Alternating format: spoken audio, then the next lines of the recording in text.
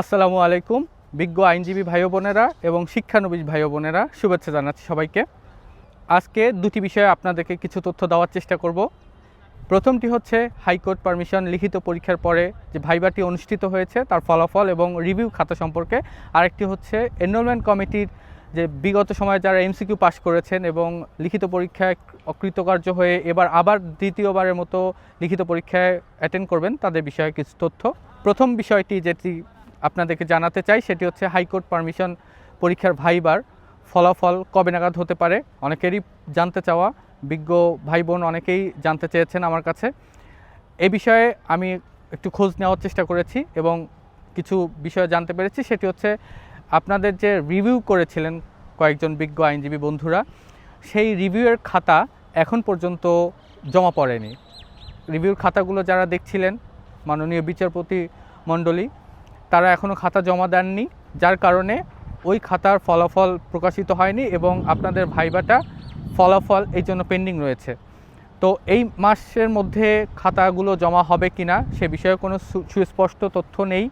Bar council প্রত্যাশা করছে খুব শীঘ্রই তারা সব কিছু প্রকাশ করে দিবে, কিন্তু সেই প্রকাশের ক্ষেত্রে প্রতিবন্ধকতা হয়ে দাঁড়িয়েছে খাতাগুলো জমা হওয়া।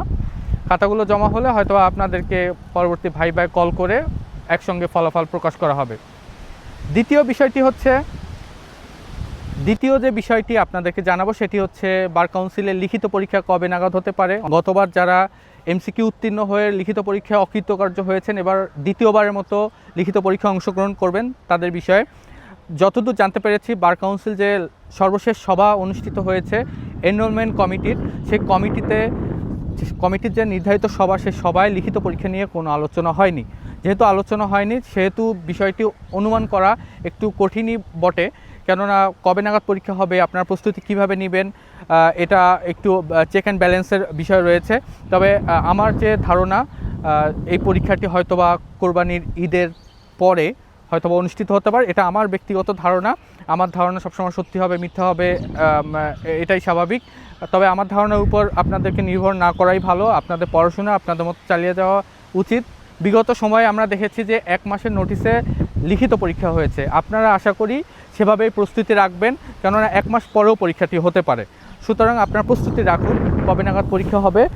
আর এ বিষয়ে অনেক তথ্য যদি আমি জেনে থাকি বা পেয়ে থাকি আপনাদেরকে তো অবশ্যই শেয়ার করব। সে পর্যন্ত আজকের মতো বিদায় নিচ্ছি। প্রচণ্ড বাতাস, ঝড় আসবে বোধহয়।